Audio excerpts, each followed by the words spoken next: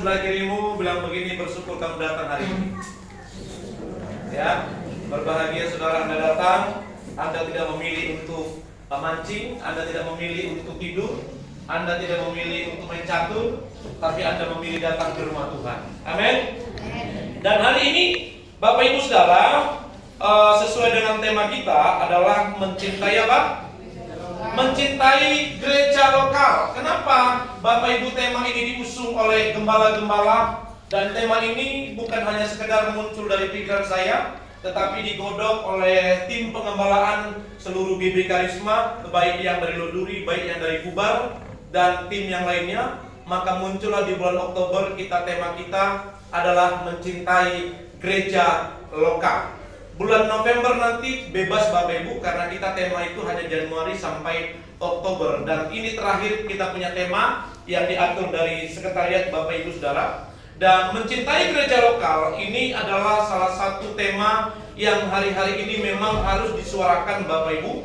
Karena maraknya gereja-gereja hari-hari ini sedang dalam kebimbangan, sedang dalam kegoncangan, sedang dalam ketidakpastian. Apalagi khususnya di gereja-gereja besar Bapak Ibu Saudara. Akhirnya ada yang pindah sana, nanti tersinggung di sana pindah ke sini, kecewa di sana pindah ke sana, dan akhirnya semua gereja dia jalani Bapak Ibu Saudara. Oleh karena itu, saya berharap setiap kamu yang hadir hari ini, yang sudah mengambil keputusan ada di jemaat GB Karisma, kamu harus punya cara berpikir yang benar Bapak Ibu Saudara. Karena memang gereja manapun pasti ada masalah.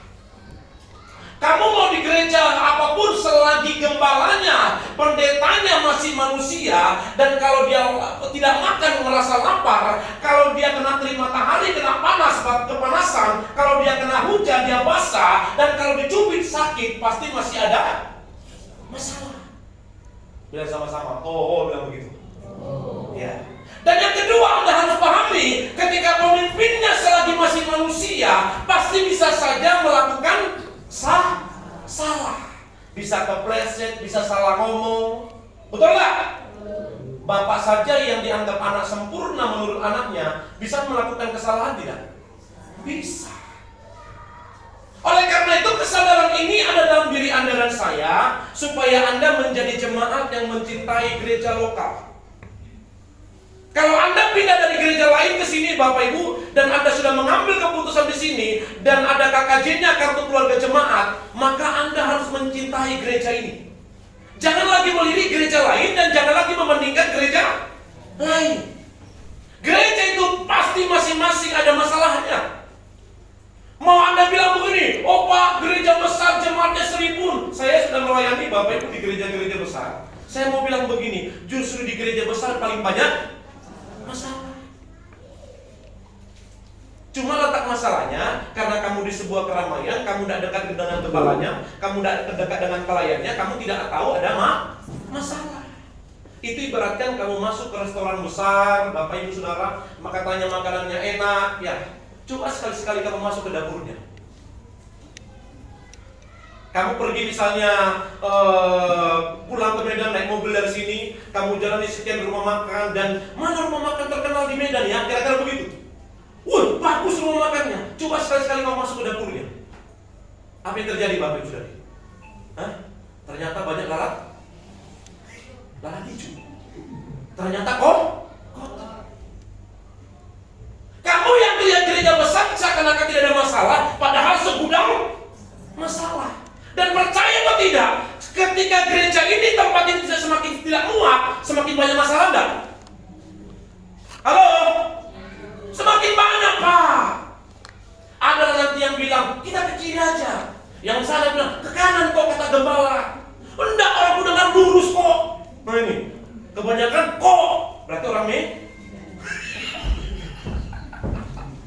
Bapak Ibu Saudara, seringkali kita tidak mampu mencintai gereja lokal karena kita berfokus kepada apa? Kesalahan orang lain, tanpa bercermin bahwa sebenarnya di kita pun banyak masalah. Next, nih kita lihat bersama-sama 1 Korintus 1 ayat 10. 1 Korintus 1 ayat 10. Coba buka Pak. 1 Korintus 1 ayat yang ke-10. Mana Pak? dia gini, ternyata dia main gini. Keren sekarang ya. Dia tinggal. Tetapi aku menasihatkan kamu, saudara-saudara.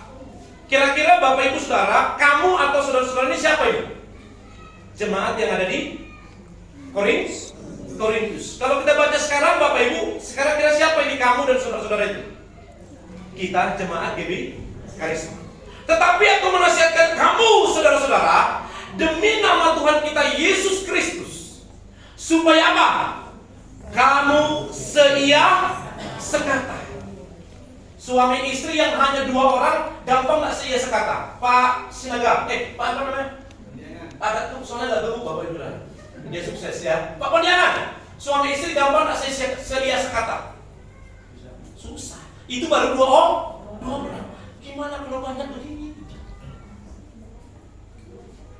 Suami istri saja yang 2 kepala, sulit seia sekata. Dan yang kedua dikatakan jangan ada perpecahan. 2 orang suami istri selingkuh terjadi cekcok, selingkuh bisa ranjang.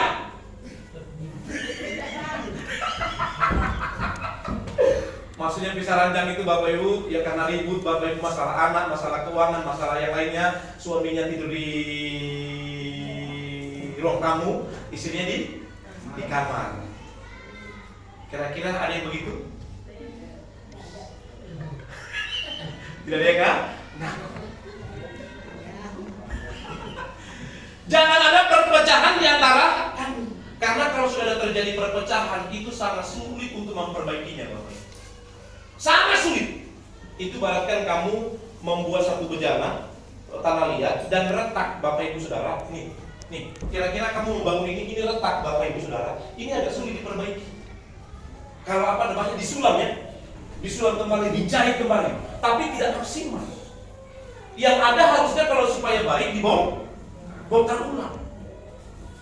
Makanya Paulus mengingatkan kepada jemaat di Korintus, diusahakan jangan ada perpecahan di antara kamu. Hai jemaat dari tempat ini saya katakan diusahakan jangan ada perpecahan di antara jemaat dengan jemaat, jemaat dengan pelayan, jemaat dengan pendeta.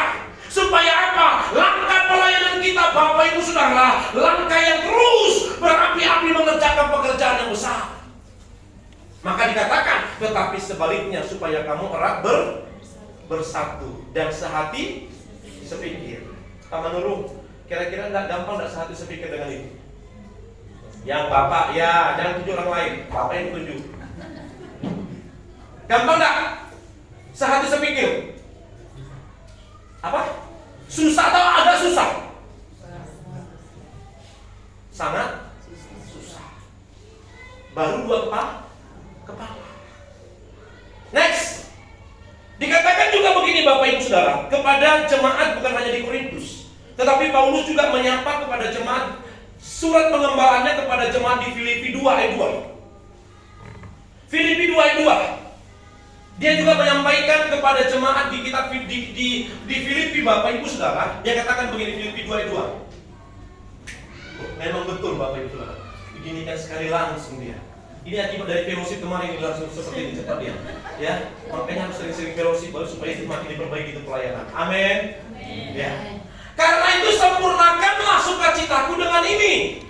Hendaklah kamu sehati sepikir. Kira-kira jemaat di Korintus dengan jemaat di Filipi sama enggak samaannya? Sama enggak? Sama Pak. Untuk menjadi sehati sepikir itu tidak gampang. Makanya Paulus memberikan surat pengembalaan kepada jemaat Korintus dan jemaat di Filipi. Hendaklah kamu, hai jemaat, sehati sepikir. Bukan hanya itu, dalam satu kasih. Satu apa lagi? Satu jiwa dan satu tujuan. Waduh, kalau kita satu tujuan Bapak Ibu Saudara, enak enggak? Enak enggak? Suami istri satu tujuan enak enggak? Enak enggak? Enak. Kalau Pak Restu dengan ibunya nanti punya mobil Bapak Ibu Saudara, ya, punya mobil, dan mamanya pegang setir kiri, si Restu pegang sebelah kanan, bapaknya di tengah-tengah, dan suka-suka mereka. Kira-kira apa yang terjadi Bapak Ibu Saudara? Mamanya bilang kiri dia Pak, datang terus kanan, lurus. Kira-kira apa yang terjadi Pak? Hah? Mereka sudah tidak satu tujuan. Tahu enggak, rumah tangga kalau tidak satu tujuan berantakan enggak? Sama dengan gereja, Pak. Makanya kamu harus rubah inimu dan hatimu supaya kamu satu tujuan. Amin. Filipi 2 ayat 19. Disapa lagi Bapak Ibu Saudara. Ayat 19 ya Pak. Nih. Tetapi dalam Tuhan Yesus, tetap dalam Tuhan Yesus, kuharap segera mengirimkan Timotius kepadamu. Dia harap Bapak Ibu ada gembala yang diputus oleh Paulus langsung bertatap muka, bertatap sapa kira-kira begitu. Supaya kamu tenang juga hatiku oleh kabar tentang hal ihwalmu. 20.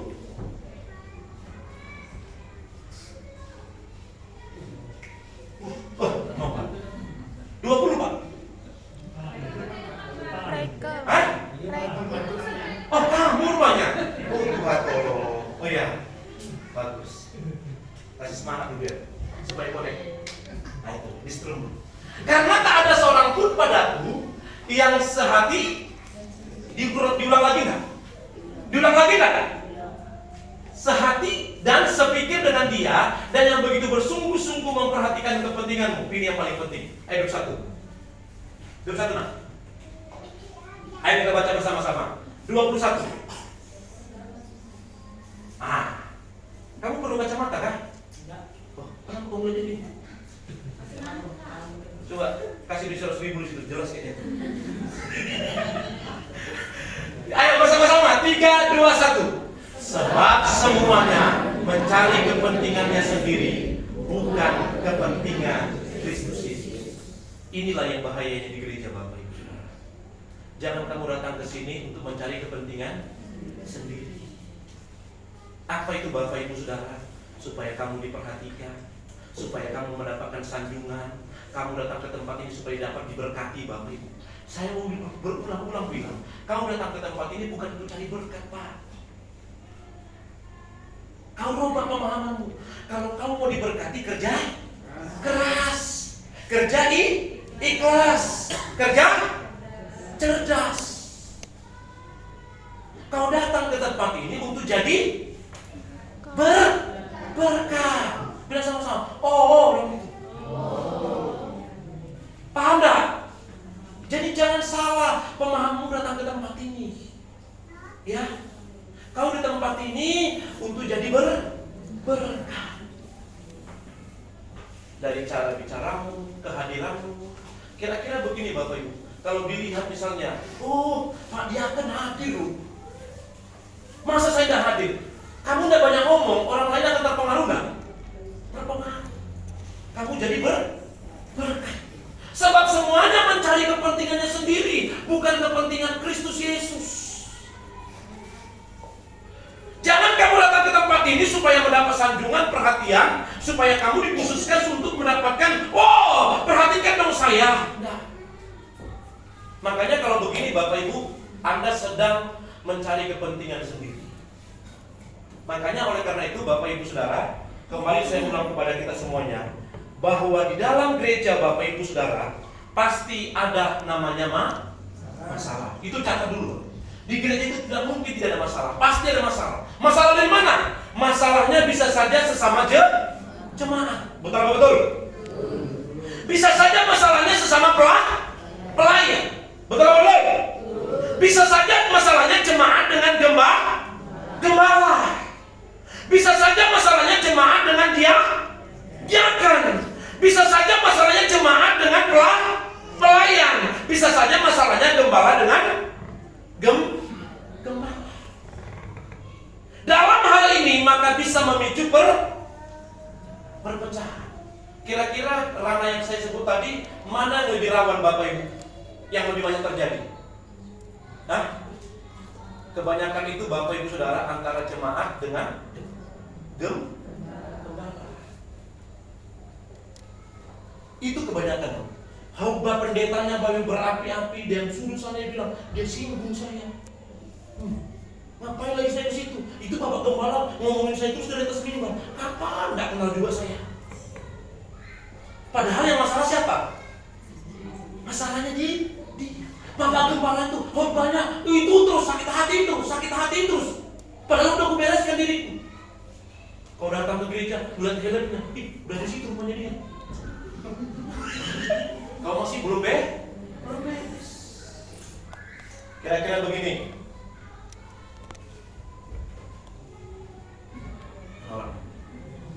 Ya, Pak Andreas, kalau si Gabriel ini selalu berulang-ulang melakukan hal yang sudah Bapak ingatkan. Sudah Bapak ingatkan, nak, jangan main HP. Nak, jangan main HP. Kira-kira Pak, ketika dia melakukan kesalahan, Bapak ngomong terus nggak? Ngomong terus nggak? Pak Andreas? Ngomong terus. Tahu nggak kenapa gembalamu Bapak Ibu Saudara, walaupun tidak disiapkan ngomong, sebenarnya masih ada orang yang seperti itu.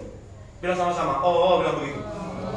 Kalau saya ngomong pelit Bapak Ibu, karena memang kenyataannya Tuhan suruh saya ngomong, karena ada jemaat masih orang yang bilang sama-sama, bilang begitu.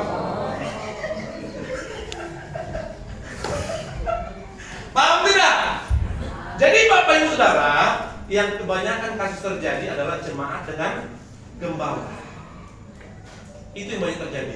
Jemaat dengan pelayan dan pelayan dengan pelayan. Maksud saya begini, kalaupun itu terjadi, jaga hati. Kita masuk selanjutnya. Ini dia. Beberapa ciri orang yang tidak mencintai gereja lokal. Nih, jangan tersinggung Bapak Ibu Saudara ya. Saya harap apa yang saya sampaikan ini kamu terima dengan baik. Bila perlu kamu foto nanti Bapak Ibu Saudara. Ciri Bapak Ibu, Bapak buat satu ya. Ya kalian. Harusnya digabung saja tadi. Ciri Bapak Ibu Saudara, orang yang tidak mencintai gereja lokalnya. Yang pertama, tidak mau tahu tentang gereja. Nih, tidak mau tahu tentang gereja. Dia SMP, siap makan, pulang. Habis memuji Tuhan, haleluya, dengan firman Tuhan, salam-salaman, pulang. Bagi dia sudah cukup ibadah raya, ibadah MC, ibadah doa dan lain-lain, tidak mau pusing dia. Yang penting saya sudah ke gereja. Ini tidak mau tahu tentang gereja. Dia tidak mau tahu tentang kebutuhan gereja. Dia tidak mau tahu. Saya berharap di sini, ketika kamu sudah tahu, kamu beritahu kepada yang belum tahu supaya dia tahu. Amin. Itu ciri yang pertama, tidak mau tahu tentang gereja. Yang kedua, tidak mau tahu, tidak siap berkorban untuk keperluan gereja. Dari sini misalnya ngomong, Bapak Ibu Saudara, kita akan mengumpulkan dana begini. Dari ujung sana dia uang lagi. Padahal sebenarnya Bapak Ibu Saudara, kalau kamu dipercayakan untuk berkorban, kamu harus bilang apa? Bilang apa? Terima kasih Tuhan, aku dikasih kesempatan untuk berkorban. Bukan berbicara banyak atau kecilnya Bapak Ibu, tapi bagaimana kamu siap berkorban. Amin. Amin.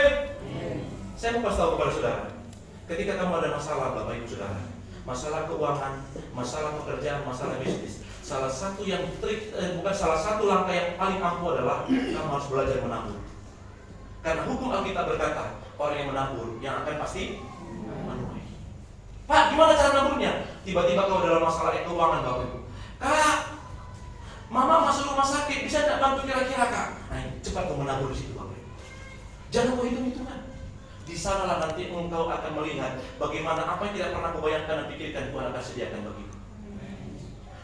Dari mimbar gereja ini, Pak Manuru bilang, Bapak Ibu Saudara, kita sudah sepakat kita harus buat begini dan kita harus menabur per kakak sekian. Maka Bapak Ibu, di situ engkau sedang Tuhan pakai itu menabur. Bapak Ibu Saudara, saya mau kasih tahu begini. Salah satu rahasia yang harus kau imani, orang yang menabur adalah orang yang pasti menabur. Amin. Amin. Pak, uangku kan pas-pasan. Coba renungkan baik-baik. Ketika Elia ketemu dengan janda di Sarfat, apa yang terjadi? Halo? Ketika Elia ketemu dengan janda di Sarfat, berikanlah aku makanan. Tetapi apa kata perempuan itu? Halo? Halo? Aku hanya memiliki segenggam tepung. Dan sebentar lagi mau ku olah, itu pun hanya cukup sekali makan untuk saya dan anakku.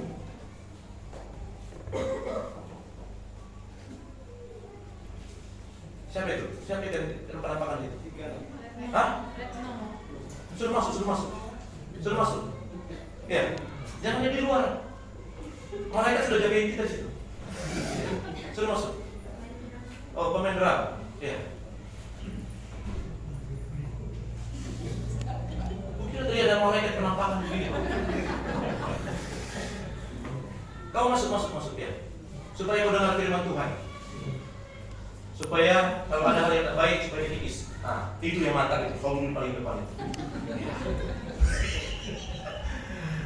Tidak siap berkorban untuk keperluan gereja. Yang ketiga, tidak mau mengambil bagian di dalam gereja.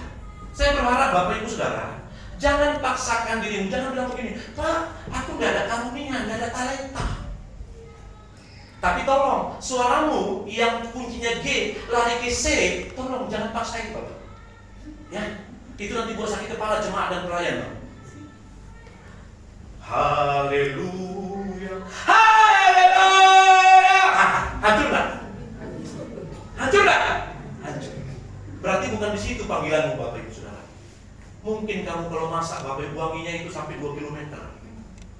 Dan kalau kamu masak itu rasanya itu abdul dan mantap, dan orang langsung Bapak Ibu menikmati masakanmu. Berarti kalau ada ucapan syukur di gereja, dan kalau ada yang dibutuhkan gereja, kamu bidangnya apa? Masak. Kalau ada ibadah padang Bapak Ibu, kita menanti masak Bapak Ibu di tempat acara ibadah padang. Berarti bagianmu apa? Masak. Bilang sama-sama. Oh, begitu. Jangan kau paksakan ke WL. Enggak Pak, aku enggak mau menjadi pemasak. WL saja saya Pak. Enggak bisa juga. Jangan kau paksain. Kamu mau menerima tamu, tapi kalau kau nyalak orang sampai mau terkilir tangannya, enggak bisa juga. Kamu sulit senyum, kau salaman orang begini. Seluruh. Kira-kira apa yang terjadi Bapak Ibu? Hah? Dia bilang begini, cukup yang terakhir aku jangan dikasih. Parah itu penerima tamu. Berarti bagianmu bukan di sini. Amin. Amin. Paham tidak? Tetapi kamu harus mengambil bagian dalam pelayanan. Amin. Yang keempat, tidak mau mendaftarkan diri sebagai jemaat di dalam gereja. Di sini semua sudah terdaftar. Kita kan ada KKJ, ya. Biasanya sudah 2-3 bulan ya di sini Bapak Ibu ditawarkan KKJ, kartu keluarga jemaat. Kalau sudah dikasih KKJ-nya Bapak Ibu, berarti hidup matinya ada di sini. Kalaupun dia ada terjadi sesuatu, maka tanggung jawabnya gereja untuk apa? Untuk menguburkannya Bapak Ibu sudah. Jangan nanti pas dia mati Bapak Ibu, sudah aku aja mati. Oh, itu gereja sana tuh. Berkelahi lagi kita dengan gereja lainnya, Bapak. Dulu. Ada orang kaya Bapak Ibu sudah. Kaya. Si kaya ini sebentar di gereja ini, sebentar di gereja sana, sebentar di gereja sana. Dan yang sana ngaku itu jemaatnya.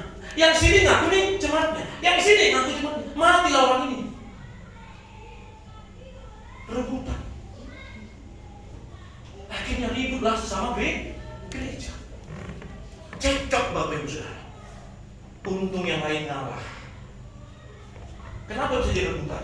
Karena kan coba kalau miskin Bapak Ibu. Tanya nanti Pak Sedaman, kayaknya bukan jemaat kita itu. Sekali-sekali dari sini. Repot dah. Makanya bilang sama kiri kamu, daftarkan dirimu bilang begitu. Amin. Saya berharap kamu ada di tempat ini bukan sebuah kebetulan. Kamu Tuhan kirim ke tempat ini bukan sebuah kebetulan.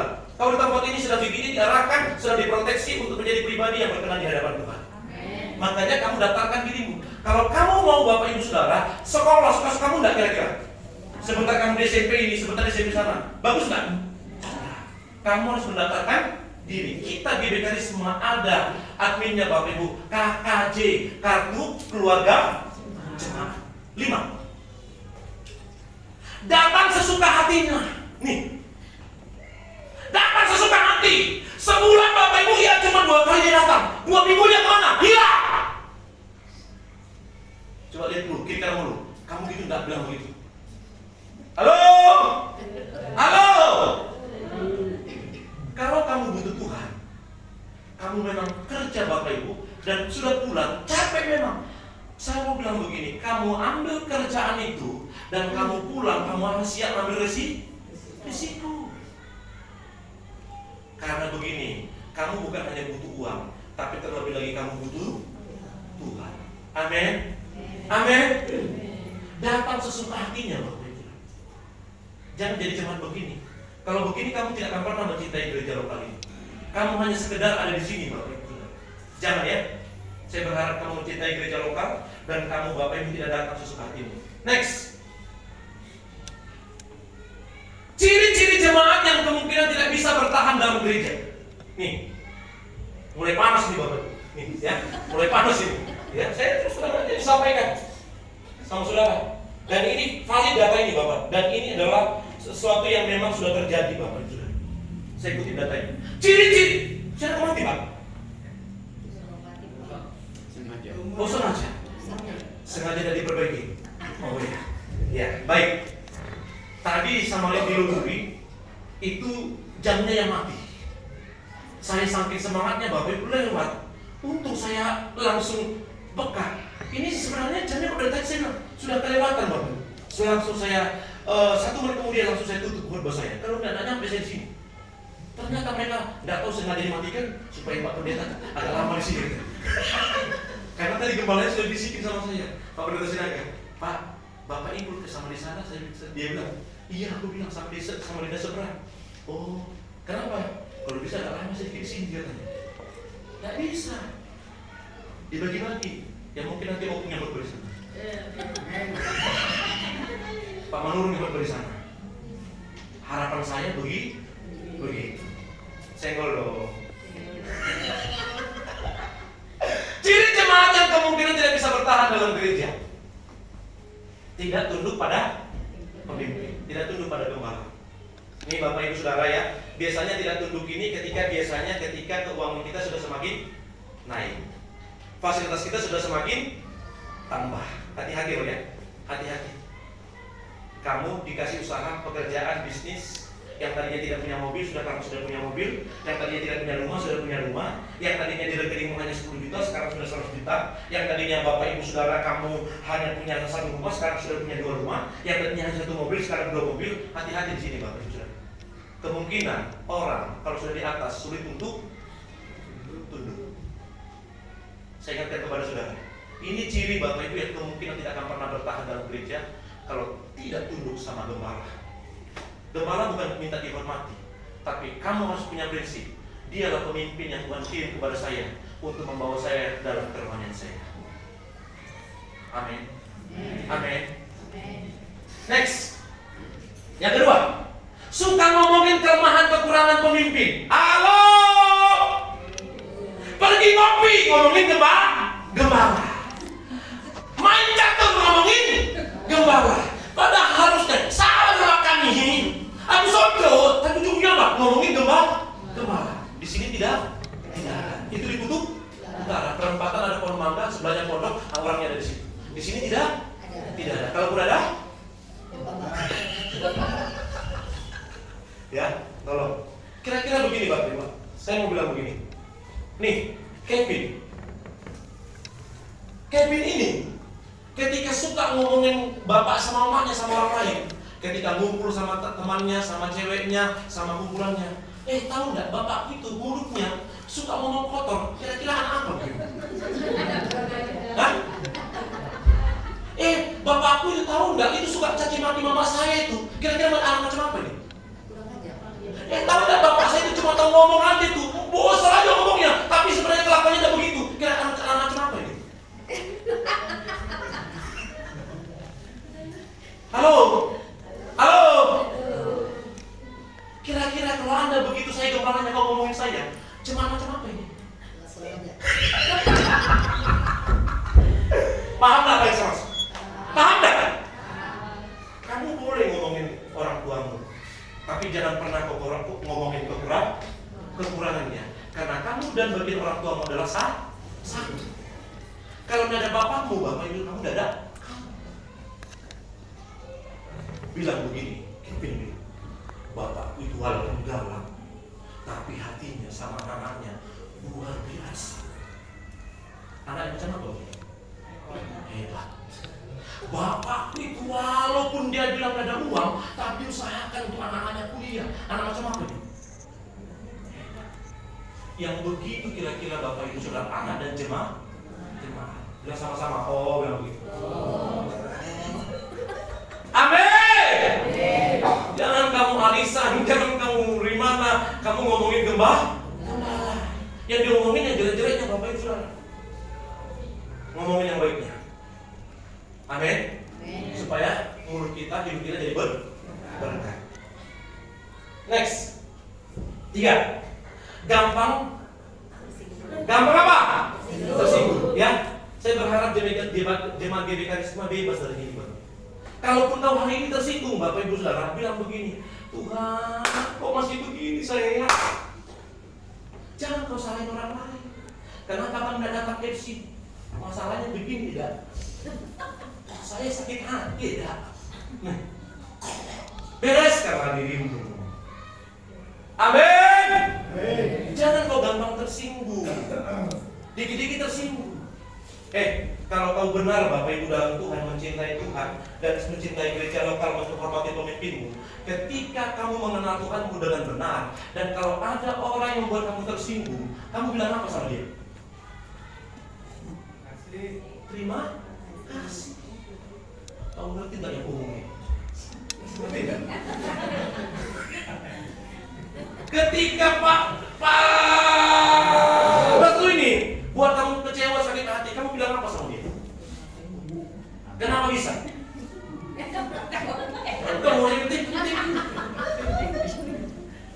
Yang normal harusnya seperti itu, Bang. Kenapa? Orang lain itu sebenarnya tidak mau membuat kamu tersinggung, tapi Tuhan pakai dia, Bapak Ibu, untuk menggesek hatimu. Kamu harusnya bilang apa? Bro, makasih ya. Dari kamu aku tahu kalau aku masih gampang tersinggung. Bantu aku yang memulihkan hati. Itu loh yang betul. Bukan kamu, aku tidak mau lagi ibadah. Aku tidak mau lagi. Kenapa? Bapak Gembala besuk sana bawa buah, kesini dia besuk tidak bawa buah. Kan bisa saja saya bilang sama ibu, kalau kita ke rumah jemaat itu paling tidak mau sesuatu lah. Kan bisa saja buru-buru Bapak Ibu Saudara, sudah dicari tidak ketemu. Makanya kadang-kadang ibu gembala itu telepon Bu Simatupang, Bu bisa nanya tolong, betul kan? Itu. Jangan kamu karena di sana, bawa buah ke sana. Tersinggung lagi hanya masalah Bu. Padahal satu truk juga bisa kita belikan itu. Paham tidak? Ya. Jadi kalau ada orang yang membuat kamu kesal, sakit hati, tersinggung, kau bilang apa sama dia? Bro, mohon maaf ya, aku tersinggung loh kemarin sama kamu. Aku sakit hati loh sama kamu kemarin. Tapi aku tidak perlu marah sama kamu. Tapi dari kamu, aku tahu saya masih gampang tersinggung. Bantu aku ya memberikan hatiku. Enak tak kira-kira begini? Enak tak? Wah, kalau begini cara berpikirmu, kamu akan bertumbuh dengan benar dalam Tuhan. Katakan wow. Yang keempat, tidak siap diproteksi. Tidak siap diproteksi, Bapak. Tidak siap diproses. Tidak siap Bapak berbenturan. Tidak siap berbeda paham. Nih, Alkitab sudah mencatat besi menajamkan besi, manusia menajamkan sesamanya. Kira-kira Bapak Ibu Saudara, Anda punya anak dan ada mau sekolah, ada pensilnya, baru ada apa namanya? Mereka raut. Penggak apa? Rautan mereka ya? Iya. Bapak Ibu Saudara, pensil ini tidak akan pernah bisa dipakai dengan maksimal kalau tidak. Saya mau bilang begini, kadang kamu harus digesek Bapak Ibu Saudara untuk menunjukkan pribadimu yang hebat sesungguhnya, bahwa kamu punya pribadi yang luar biasa yang sebenarnya kamu belum tahu. Tapi dengan adanya gesekan, kamu tahu siapa dirimu. Ternyata kamu punya karunia, punya talenta, punya kehebatan yang Tuhan titipkan kepadamu. Makanya harus digesek supaya bisa dimaksimalkan. Cuma letak masalahnya, banyak orang ketika digesek tidak siap, marah, kecewa, pindah gereja. Katakan bersama-sama, di sini tidak ada. Amin. Next. Mulai mengatur nih. Hati-hati ya. Jangan sampai Anda mulai ngatur. Halo? Ya, tadi sudah bilang, jangan karena mentang punya duit Bapak Ibu, ngatur-ngatur gereja, ngatur-ngatur, koordinator, ngatur-ngatur, diaken, ngatur-ngatur, gembala, hati-hati. Ya, selalu berkoordinasi. Amin. Jangan sampai karena kamu punya duit Bapak Ibu Saudara, kamu ngatur-ngatur. Ini banyak Bapak Ibu Saudara. Saya kemarin pelayan di Surabaya Bapak Ibu Saudara, yang si orang ini ngajak saya makan. Saya lihat dia mulai ngatur gembalanya. Saya bilang begini, kalau kau jadi gembala, kau akan tahu bagaimana gembala itu. Gampang gak kira-kira jadi bapak lekel? Hah? Gampang gak? Kau kan sering menuntut sama bapakmu, tapi suatu saat kamu akan tahu, kau akan bilang, oh, ternyata si bapak itu susah. Jangan sampai ngatur. Nah, minta selalu diperhatikan. Jangan sampai Anda haus perhatian. Ketika kau sudah melayani Bapak Ibu Saudara, jangan bilang begini, Pak Gembala itu, Pak Jakan itu tak pernah bilang terima kasih kah, bilang hebat kah, bagus kah. Jangan sampai Anda haus perhatian Bapak Ibu Saudara. Jangan. Kamu diperhatikan dan diperhatikan. Kamu kan melakukannya itu siapa tadi? Amin. Kalaupun kamu dapat sanjungan, jangan tinggi hati. Kalaupun misalnya saya ngomong bagus dari pelayananmu ya, jangan kamu tetap rendah. Kalaupun kamu tidak dapat sanjungan, Bapak Ibu, apa yang kamu lakukan? Kamu tidak perlu marah. Memang sudah sepatutnya ketika kamu dikasih talenta, kamu harus melayani. Apa yang sudah kau lakukan buat Tuhan tidak sebanding Bapak Ibu Saudara yang Tuhan sudah lakukan buat kamu. Pahami dulu.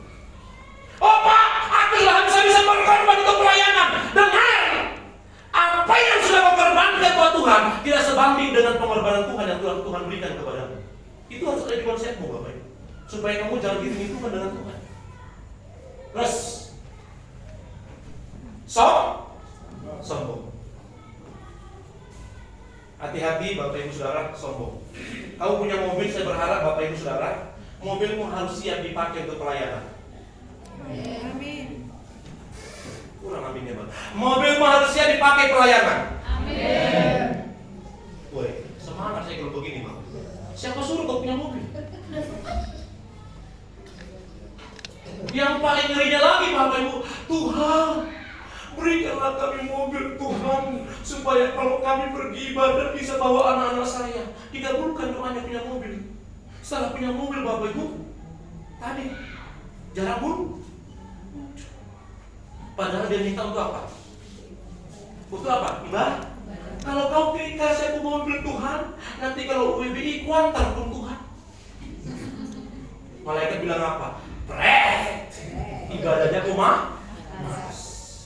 Nih, hati-hati ya Bapak Ibu Saudara, jangan sembarang minta kamu.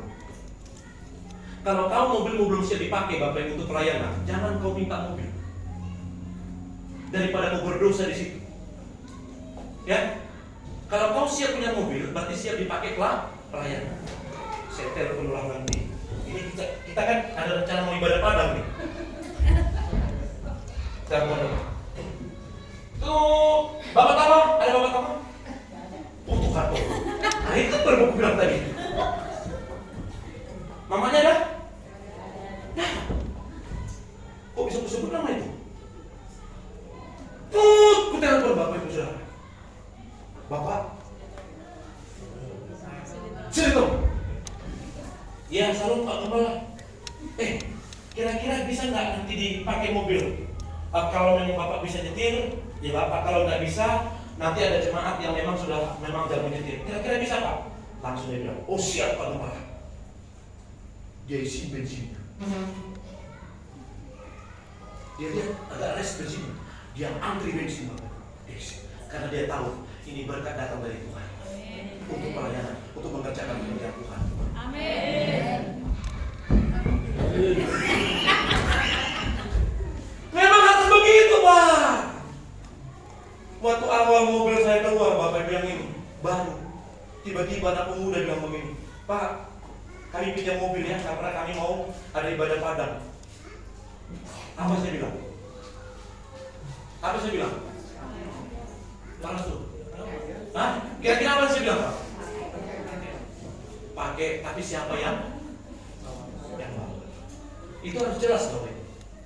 Kulihat bensinnya ada res. Saya kasih uang untuk isi bensin. Kenapa? Karena saya sadar betul itu datang dari Tuhan, berkat dari Tuhan, dan bukan hanya untuk saya, tapi untuk mengerjakan pekerjaan Tuhan. Saya mau bilang, boleh dibilang begitu. Jangan takut mobilmu, mungkin ada.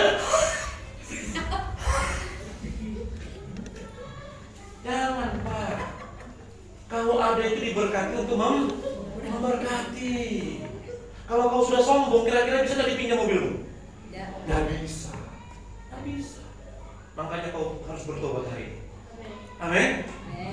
Bila perlu kau bilang begini, Pak, kurang kamu mobil. Begini aku perlu dengar Bapak Ibu Saudara. Yang aku diamnya begini. Mudah-mudahan yang dibimbing sama pembalap mobil itu. Harusnya ketika ada pelayanan pekerjaan Tuhan, apa kau bilang? Pak, kurang kamu mobil. Begitu Pak. Ada men? Kalau begini semua cara berpikirnya maju dan dari sini. Maju. Saya yakin kamu akan bilang begini, Pak Pendeta, jangan lagi begitu naik angkot. Kayak barang disusun di situ sama anak-anak. Kan ada ibadah-ibadah gabungan, betul? Betul? Coba gini, kamu yang punya mobil Bapak Ibu Saudara. Masa kau kurung mobilmu di garasimu begitu? Mikir gitu. Kenapa kau sebut? Karena sombong meminta ampun. Kau harus bilang begini, berkat ini datang dari Dia, untuk Dia, dan kembali kepada Dia. Cuman cari orang yang pas untuk membawa. Kalau bensinnya kurang, kau isi. Kira-kira kalau kotor, Bapak bisa tidak kau cuci? Bisa. Hutang bulan rusak segitu dulu. Waktu mobil Innova dulu baru keluar buka bungkus Bapak. Harapan baru itu kan becek luar biasa. Tahu-tahu dari mana kita ibadah ya? Dari ujung sana itu, paling ujung sana itu, ibadah becek. Datang ibu gembala bilang begini. Ini pengalaman pribadi saya ya, supaya belajar ke semua. Datang ibu gembala bilang begini. Ini kursi naik sama beberapa anak. Ini mereka ini kan masih Bapak Ibu yang injak tanah, becek begitu. Datang ibu gembala. Ayo masuk. Disuruh masuk Bapak, ngumpul itu dia. Saya udah nyetir gini, jangan uji begini. Kenapa kau suruh masuk? Ngeri gak saya itu? Ngeri gak? Ngeri sekali loh saya begitu. Kejam. Langsung sudah turunkan rektor dan anak-anak depan puskesmas itu Bapak Ibu Saudara. Semua sudah turun. Ibu bilang begini, khotbahnya benda ada persembahan. Pilih, ini mobil siapa? Mobil Tuhan. Itu anak-anak siapa? Anak Tuhan. Kalau ini mobil Tuhan, itu anak Tuhan. Kenapa papi keberatan membawa anaknya Tuhan? Ya juga ya. Halo? Kalau saya bilang halo apa? Halo?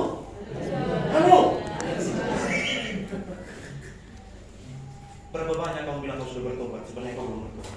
Tapi saya harap ketika kau dengar firman ini, kau pulang bertobat. Amin. Next. Haus sanjungan. Jangan sampai kamu haus sanjungan. Yang terakhir, bilang sama-sama yang terakhir. Dan bilang sama-sama, kita sudah mau selesai. Kasih tepuk tangan dulu. Kalau sudah mau selesai, waduh. Nanti soalnya ada baptisan jam 1 di Hotel Haris. Bagi siapa yang mau datang menyaksikan, silakan Bapak Ibu. Karena yang mau dibaptis itu mana satu lagi? Hah? Oh, iya. Jadi Bapak Ibu Saudara, yang terakhir.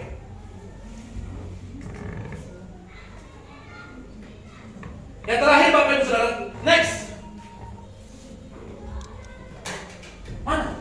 Mereka? Iya. Bukan. Ciri-ciri jemaat yang kemungkinan yang terakhir.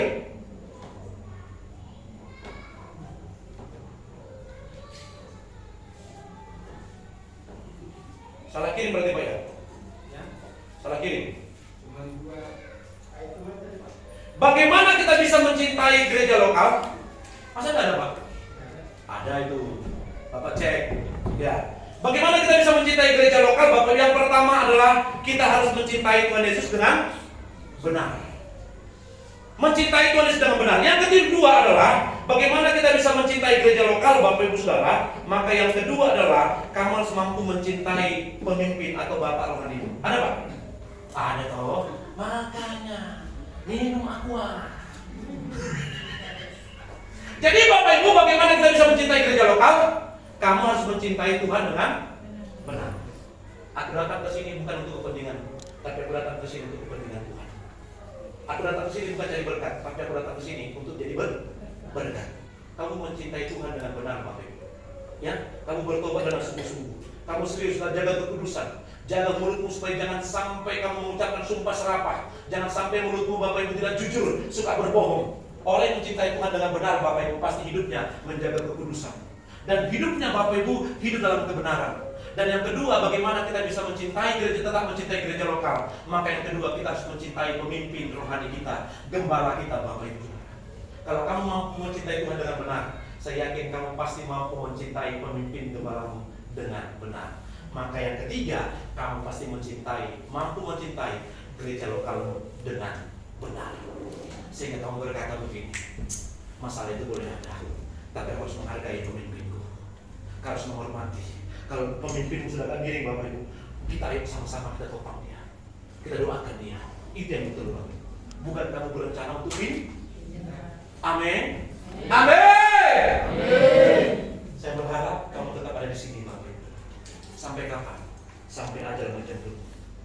Sekalipun ada masalah, kita mau membangun, Bapak Ibu. Dan saya harus keras di sini ngomong. Jangan sampai pembangunan itu, Bapak Ibu, terjadi perpecahan di antara kita. Jaga hatimu, karena memang kita harus siap berkorban dari kita, untuk kita, dan untuk kemuliaan nama Tuhan. Amin. Tetap semangat. Tetap semangat. Kamu mampu mencintai Tuhan dengan benar? Kamu mampu mencintai pemimpinmu dengan benar? Amin. Saya berharap Bapak Ibu lakukan ini. Percayalah, kamu akan semakin giat mengerjakan pekerjaan yang besar. Halo. Halo. Senyum dulu, kiri kanan dulu. Aku tetap semangat bilang begitu. Tuhan memberkati kita semuanya. Sama-sama berdiri.